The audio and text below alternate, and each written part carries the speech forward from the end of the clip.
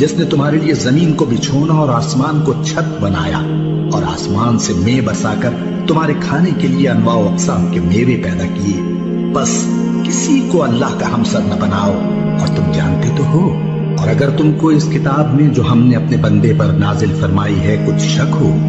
تو اسی طرح کی ایک صورت تم بھی بنا لاؤ، اور اللہ کے سوا جو تمہارے مددگار ہوں ان کو بھی بلا لو اگر تم سچے ہو۔ پھر اگر ایسا نہ کر سکو اور ہرگز نہیں کر سکو گے